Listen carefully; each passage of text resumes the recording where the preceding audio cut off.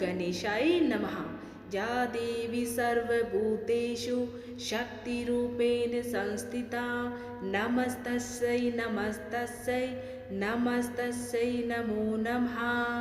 ओम दुम दुर्गाय नमः। माई मेरी सचिया जोता वाली माता तेरी सदा ही जय हो। बोल साचे दरबार की जय। अब आप सभी रसपान कीजिए श्री दुर्गा कवच का। एक बार मार्कंडे ऋषि जी ने ब्रह्मा जी से पूछा, हे भगवान, कृपा करके मुझे कोई ऐसा पाठ बताइए जो मनुष्यों की हर प्रकार से रक्षा करता हो। वो मंत्र ऐसा हो जिसे आपने आज तक किसी को नहीं बताया। ऋषि के पूछने पर ब्रह्मा जी ने उन्हें बताते हुए कहा कि एक अति गोपनीय मंत्र है जो समस्त प्राणियों का हित व उपकार करने वाला है। वह पुण्य गोपनीय मंत्र देवी दुर्गा का कवच है। मार्कंडे जी ने कहा, हे पितामह, जो इस संसार में परम गोपनीय तथा मनुष्यों की सब प्रकार से रक्षा करने वाला है और जो अब तक आपने दूसरे किसी के सामने प्रकट नहीं किया हो, ऐसा कोई साधन मुझे बताइए। ब्रह्मांड, ऐसा साधन तो एक देवी का कवच ही है। देवी कवच को जो गोपनीय से भी परम गोपनीय, पवित्र तथा संपूर्ण प्राणियों का उपकार करने वाला है। हे महामुने, आप उसे श्रवण करें। भगवती का प्रथम नाम शैलपुत्री है, दूसरी स्वरूपा का नाम ब्रह्मचारिणी है, तीसरी स्वरूपा चंद्रघंटा के नाम से जाना जाता है, चौथी रूप को कुसमांडा के नाम से जाना जाता है, पांचवी दुर्गा का नाम स्कंद माता है, देवी के छठे रूप को कात्यायनी कहते हैं, सातवां कालरात्रि और आठवां स्वरूप महागौरी के नाम से जाना जाता है, नवी दुर्गा का नाम सिद्धिदात्री है। ये सब नाम सर्वज्ञ महात्मा वेद भगवान के द्वारा ही प्रतिपादित हुए हैं। जो मनुष्य अग्नि में जल रहा हो, रणभूमि में शत्रुओं से घिरा हो, विषम संकट में फंस गया हो तथा इस प्रकार भय से आतुर होकर जो भगवती दुर्गा की शरण में प्राप्त हुए हो, उनका कभी कोई अमंगल नहीं होता है। युद्ध समय संकट में पड़ने पर भी उनके ऊपर कोई विपत्ति नहीं दिखाई देती है। उन्हें शोक, दुख और भय की प्राप्ति नहीं होती। जिन्होंने भक्ति पूर्वक देवी का स्मरण किया है, उनका निश्चय ही अभ्युदय होता है। देवेश्वरी, जो तुम्हारा चिंतन करते हैं, उनकी तुम निसंदेह रक्षा करती हो। चामुंडा देवी प्रेत पर आरूढ़ होती है, वाराही भैंसे पर सवारी करती है, ऐन्द्री का वाहन ऐरावत हाथी है, वैष्णवी देवी गरुड़ को अपना आसन बनाती है, माहेश्वरी वृषभ पर आरूढ़ होती है, कुमारी का वाहन मयूर है, भगवान विष्णु की प्रियतमा लक्ष्मी देवी कमल के आसन पर विराजमान है और हाथों में कमल धारण किए हुई है। वृषभ पर आरूढ़ हुई ईश्वरी देवी ने श्वेत रूप धारण कर रखा है। ब्राह्मी देवी हंस पर बैठी हुई है और सब प्रकार के आभूषणों से विभूषित है। इस प्रकार ये सभी माताएं सब प्रकार की योग शक्तियों से संपन्न हैं। इनके अलावा और भी बहुत सी देवियां हैं जो अनेक प्रकार के आभूषणों की शोभा से युक्त तथा नाना प्रकार के रत्नों से सुशोभित हैं। ये संपूर्ण देवियां क्रोध में भरी हुई हैं और भक्तों की रक्षा के लिए रथ पर बैठी दिखाई देती हैं। ये शंख, चक्र, गदा, शक्ति, हल और मुसल, खेटक और तोमर, परशु तथा पाश, कुंतौ, त्रिशूल एवं उत्तम शारंग, धनुष आदि अस्त्र शस्त्र अपने हाथ में धारण करती है। दैत्यों के शरीर का नाश करना, भक्तों को अभय दान देना और देवताओं का कल्याण करना, यही उनके शस्त्र धारण का उद्देश्य है। महान रौद्र रूप, अत्यंत घोर पराक्रम, महान बल और महान उत्साह वाली देवी, तुम महान भय का नाश करने वाली हो। तुम्हें नमस्कार है। तुम्हारी तरफ देखना भी कठिन है। शत्रुओं का भय बढ़ाने वाली जगदम्बे, मेरी रक्षा करो। पूर्व दिशा में ऐन्द्री, मेरी रक्षा करें। अग्नि कोण में अग्नि शक्ति, दक्षिण दिशा में वाराही तथा नैऋत्य कोण में खड्ग धारिणी, मेरी रक्षा करें। पश्चिम दिशा में वारुणी और वायु कोण में मृग पर सवारी करने वाली देवी मेरी रक्षा करे। उत्तर दिशा में कुमारी और ईशान कोण में शूल धारिणी देवी रक्षा करे। ब्रह्माणी, तुम ऊपर की ओर से मेरी रक्षा करो और वैष्णवी देवी नीचे की ओर से मेरी रक्षा करे। शव को अपना वाहन बनाने वाली चामुंडा देवी दसों दिशाओं में मेरी रक्षा करे। जया सामने से और विजया पीछे की ओर से मेरी रक्षा करे। वाम भाग में अजिता और दक्षिण भाग में अपराजिता हमारी रक्षा करें। उद्योतनी शिखा की रक्षा करें। उमा मेरे मस्तक पर विराजमान होकर रक्षा करे। ललाट में माला धरी रक्षा करें और यशस्विनी देवी मेरी बोहो का संरक्षण करें। बोहो के मध्य भाग में त्रिनेत्रा और नथुनों की यम घंटा देवी रक्षा करें। नासिका की देवी सुगंधा और ऊपर के होठों की चर्चिका देवी रक्षा करें। नीचे के होठों की देवी अमृत कला तथा जीवा की रक्षा सरस्वती करें। कुमारी देवी मेरे दांतों की और चंडिका देवी कंठ की रक्षा करें। चित्र घंटा देवी गले की घंटी और देवी महामाया तालू में रहकर हमारी रक्षा करें। कामाक्षी देवी ठोड़ी की और सर्व मंगला मेरी वाणी की रक्षा करें।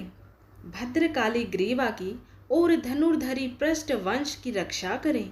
कंठ के बाहरी भाग की नील ग्रीवा और कंठ की नली की रक्षा नलकुबरी करें। दोनों कंधों की रक्षा खड़गिनी और मेरे दोनों भुजाओं की वज्रधारिणी रक्षा करें। दोनों हाथों की दंडिनी और उंगलियों की रक्षा अंबिका करें। सुलेश्वरी नखों की रक्षा करें। कुलेश्वरी कुक्षी में रहकर रक्षा करें। महादेवी दोनों सतनों की और शोक विनाशिनी देवी मन की रक्षा करें। ललिता देवी हृदय की और शूल धारिणी उदर की रक्षा करें। नाभि की देवी कामिनी और गुम भाग की गुमेश्वरी रक्षा करें। पूतना और कामिका लिंग की और महिष वाहिनी गुदा की रक्षा करें। भगवती कटी भाग में और विंध्यवासिनी घुटनों की रक्षा करें। संपूर्ण कामनाओं को देने वाली महाबला देवी दोनों पिंडलियों की रक्षा करें। नारसिंगी दोनों घुटियों की और तेजसी देवी दोनों चरणों के पृष्ठ भाग की रक्षा करें। श्री देवी पैरों की उंगलियों में और तलवासिनी पैरों के तलवों में रहकर रक्षा करें। अपनी दाढ़ों के कारण भयंकर दिखाई देने वाली दष्ट्रा कराली देवी नखों की और उद्धर्व केशिनी देवी केशों की रक्षा करें। रोमावलियों के छिद्रों की देवी कुबेरी और त्वचा की वागेश्वरी देवी रक्षा करें।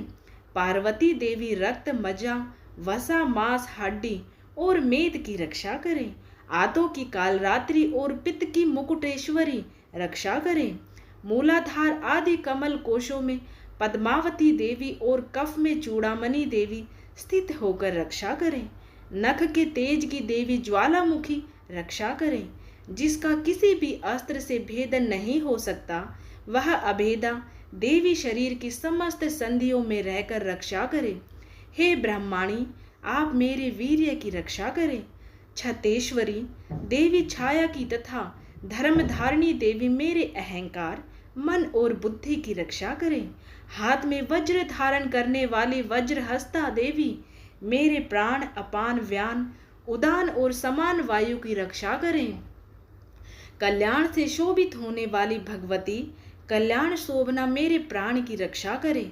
रस रूप गंध शब्द और स्पर्श इन विषयों का अनुभव करते समय माँ योगिनी देवी रक्षा करें तथा सत्व गुण रजोगुण और तमोगुण की रक्षा नारायणी देवी करे। वाराही आयु की रक्षा करें। वैष्णवी धर्म की रक्षा करें तथा चक्रिणी देवी मेरे यश कीर्ति लक्ष्मी धन तथा विद्या की रक्षा करें। इंद्राणी आप मेरे गोत्र की रक्षा करें।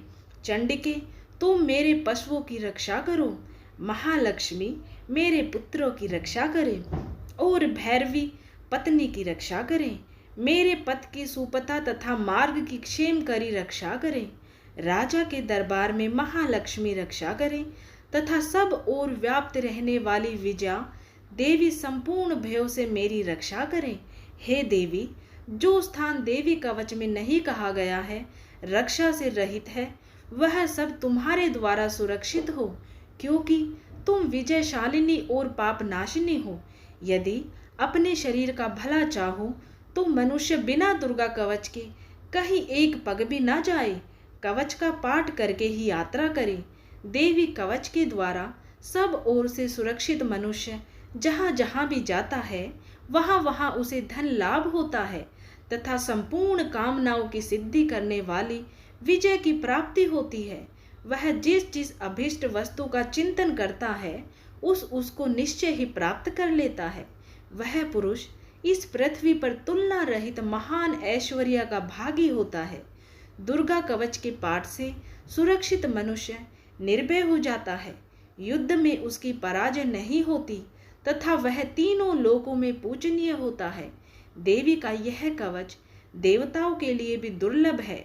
जो प्रतिदिन नियम पूर्वक तीनों संध्याओं के समय श्रद्धा के साथ दुर्गा कवच का पाठ करता है उसे देवी कला प्राप्त होती है तथा वह तीनों लोकों में कहीं भी पराजित नहीं होता। इतना ही नहीं, वह अपमृत्यु रहित हो 100 से भी अधिक वर्षों तक जीवित रहता है। मकरी, चेचक और कोढ़ आदि उसकी संपूर्ण व्याधियां नष्ट हो जाती है।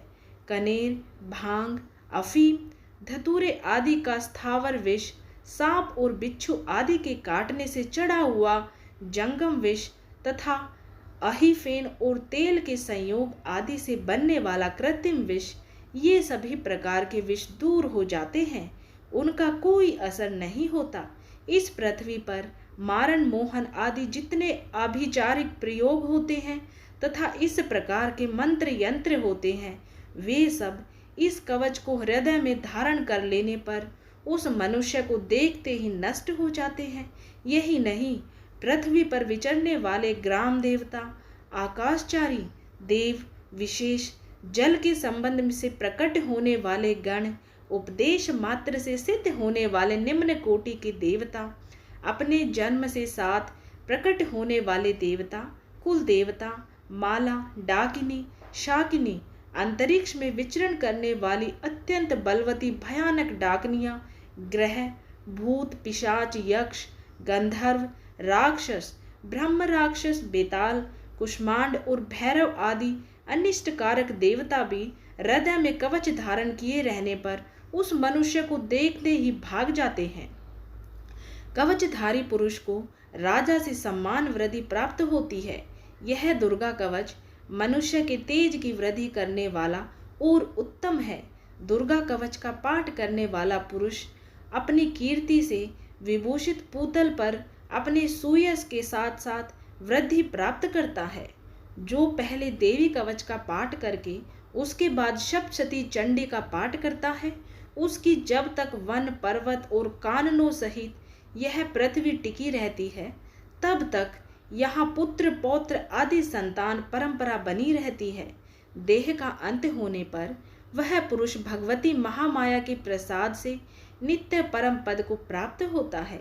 जो देवताओं के लिए भी दुर्लभ है, वह सुंदर दिव्य रूप धारण करता है और कल्याण शिव के साथ आनंद का भागी होता है। इति देव्यः कवचम संपूर्णम, अर्थात दुर्गा कवच संपूर्ण हुआ। बोलिए माता रानी की जय। अब आप सभी रसपान कीजिए दुर्गा सप्तशती के पहले अध्याय का। महर्षि मार्कंडे का राजा सूर्थ और समाधि को देवी की महिमा बताना। महर्षि मार्कंडे बोले, सूर्य के पुत्र सावर्णी की उत्पत्ति की कथा विस्तार पूर्वक कहता हूँ, सुनो। सावर्णी महामाया की कृपा से जिस प्रकार मनवंतर के स्वामी हुए उसका भी हाल सुनो। पहले समय में सवारोचिस नामक राज्य था। वह प्रजा को अपने पुत्र के समान मानते थे, तो भी कोला विध्वंसी राजा उनके शत्रु बन गए। दुष्टों को दंड देने वाले राजा सूर्थ की उनके साथ लड़ाई हुई। कोला विध्वंसियों की संख्या में कम होने पर भी राजा सूर्थ युद्ध में उनसे हार गए। तब वह अपने नगर में आ गए। केवल अपने देश का राज्य ही उनके पास रह गया और वह उसी देश के राजा होकर राज्य करने लगे। किंतु उनके शत्रुओं ने उन पर वहां आक्रमण कर दिया।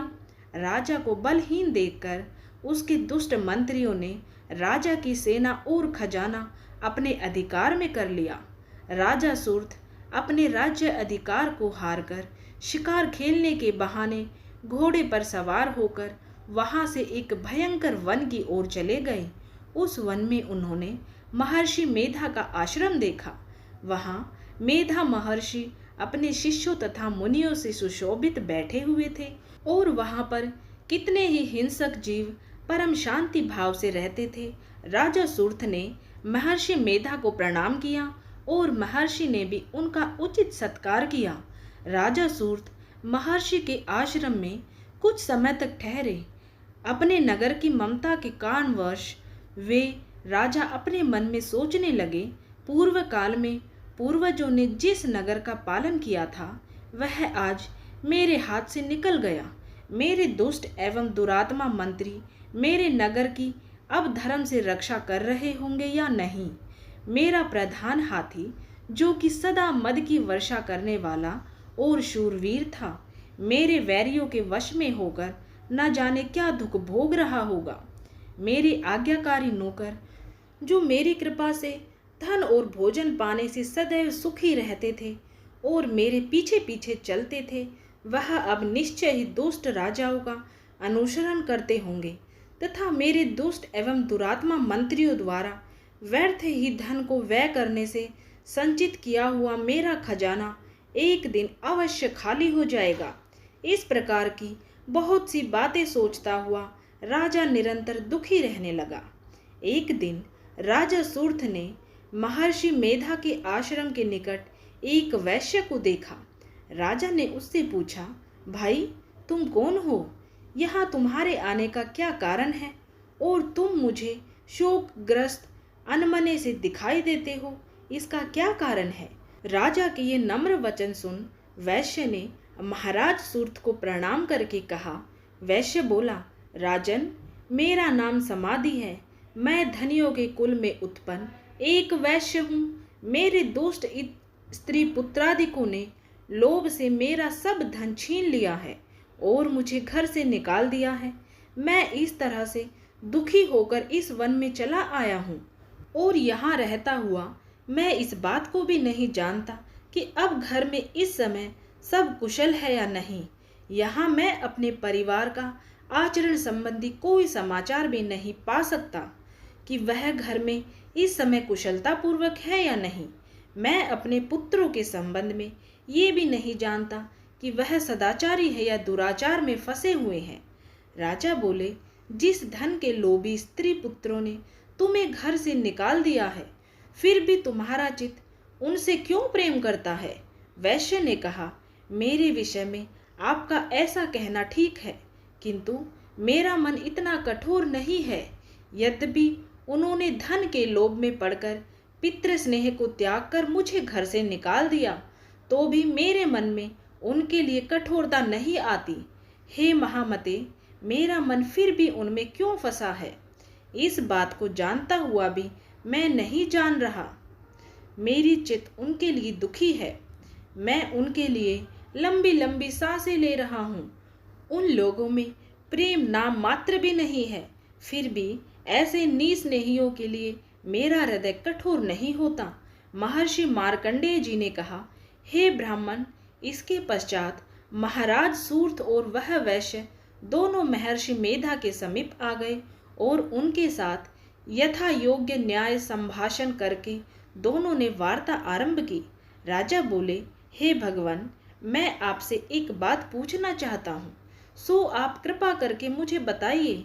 मेरा मन अधीन नहीं है, इससे मैं बहुत दुखी हूँ। राज्य धनादि की चिंता अभी तक मुझे बनी हुई है और मेरी यह ममता अज्ञानियों की तरह बढ़ती ही जा रही है। और यह समाधि नामक वैश्य भी अपने घर से अपमानित होकर आया है। इसके स्वजनों ने भी इसे त्याग दिया है। स्वजनों से त्यागा हुआ यह उनसे हार्दिक प्रेम रखता है। इस तरह हम दोनों ही दुखी हैं। हे महाभाग, उन लोगों के अवगुणों को देखकर भी हम दोनों के मन में उनके लिए ममता जनित आकर्षण उत्पन्न हो रहा है। हमारे ज्ञान रहते हुए भी ऐसा क्यों? अज्ञानी मनुष्यों की तरह हम दोनों में यह मूर्खता क्यों है? महर्षि मेधा ने कहा, विषम मार्ग का ज्ञान सब जंतुओं को है। सबों के लिए विषय पृथक पृथक होते हैं। कुछ प्राणी दिन में नहीं देखते और कुछ रात को, परंतु कई जीव ऐसे हैं जो दिन तथा रात दोनों में देख सकते हैं।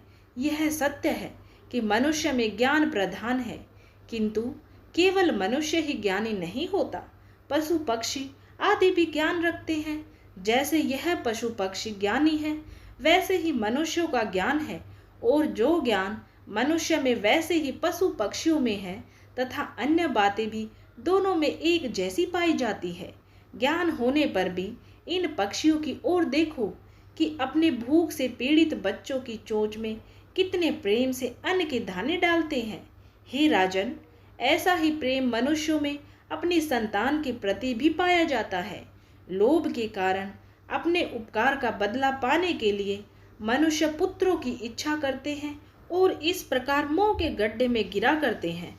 भगवान श्री हरि की जो माया है, उसी से ये संसार मोहित हो रहा है। इसमें आश्चर्य की कोई बात नहीं, क्योंकि वह भगवान विष्णु की योग निद्रा है। यह माया ही तो है जिसके कारण संसार मोह में जकड़ा हुआ है। यही महामाया भगवती देवी ज्ञानियों के चित्त को बलपूर्वक खींचकर मोह में डाल देती है और उसी के द्वारा संपूर्ण जगत की उत्पत्ति होती है। यही भगवती देवी प्रसन्न होकर मनुष्य को मुक्ति प्रदान करती है। यही संसार के बंधन का कारण है तथा संपूर्ण ईश्वरों की भी स्वामिनी है। महाराज सूर्थ ने पूछा, भगवन, वह देवी कौन सी है जिसको आप महामाया कहते हैं? हे ब्राह्मण, वह कैसे उत्पन्न हुई और उसका कार्य क्या है? उसके चरित्र कौन कौन से है? प्रभु, उसका जैसा प्रभाव हो, जैसा स्वरूप हो, वह सब ही कृपा कर मुझसे कहिए, मैं आपसे सुनना चाहता हूँ। महर्षि मेधा बोले, राजन, वह देवी तो नित्य स्वरूपा है। उसके द्वारा यह संसार रचा गया है। तब भी उसकी उत्पत्ति अनेक प्रकार से होती है। वह सब आप मुझसे सुनो। वह देवताओं का कार्य सिद्ध करने के लिए प्रकट होती है। उस समय वह उत्पन्न हुई कहलाती है। संसार को जलमय करके जब भगवान विष्णु योग निद्रा का आश्रय लेकर शेष सैया पर सो रहे थे, तब मधुकैटभ नाम के 2 असुर उनके कानों के मैल से प्रकट हुए और वह श्री ब्रह्मा जी को मारने के लिए तैयार हो गए। श्री ब्रह्मा जी ने जब उन दोनों को अपनी ओर आते देखा और यह भी देखा कि भगवान श्री हरि विष्णु योग निद्रा का आश्रय लेकर सो रहे हैं, तो वह उस समय श्री भगवान को जगाने के लिए उनके नेत्रों में निवास करने वाली योग निद्रा की स्तुति करने लगे। श्री ब्रह्मा जी ने कहा, हे देवी, तुम ही स्वाहा, तुम ही स्वधा और तुम ही वष्टकार हो। स्वर भी तुम्हारा ही स्वरूप है। तुम ही जीवन देने वाली सुधा हो। नित्य प्रणवाक्षर में अकार, उकार, मकार, इन तीनों में माताओं के रूप में तुम ही स्थित हो। इनके अतिरिक्त जो बिंदपत अर्ध मात्र है, जिसका कि विशेष रूप से उच्चारण नहीं किया जाता, हे देवी, वह भी तुम ही हो। देवी, संध्या, सावित्री तथा परम जननी तुम ही हो। तुम इस विश्व को धारण करने वाली हो। तुमने ही इस जगत की रचना की है और तुम ही इस जगत का पालन करने वाली हो। तुम ही कल्प के अंत में सबको भक्षण करने वाली हो। हे देवी, जगत की उत्पत्ति के समय तुम सृष्टि रूपा होती हो, पालन काल में स्थित रूपा हो और कल्प के अंत में संहार स्वरूप धारण कर लेती हो। तुम ही महाविद्या, महामाया, महामेधा, महारात्रि और मोहरात्रि हो। श्री ईश्वरी और बोध स्वरूपा बुद्धि भी तुम ही हो। लज्जा, पुष्टि, तुष्टि, शांति और क्षमा भी तुम ही हो। तुम खड्ग धारिणी, शूल धारिणी, घोर रूपा तथा गदा, चक्र, शंख और धनुष को धारण करने वाली हो। बाण, भुषुंडी और परिघ, यह भी तुम्हारे ही अस्त्र हैं। तुम सौम्य और सौम्यतर हो। यही नहीं, बल्कि जितनी भी सौम्य तथा सुंदर वस्तुएं इस संसार में है, उन सब से बढ़कर सुंदर तुम हो। पर और अपर सबसे ऊपर रहने वाली सुंदर तुम ही हो।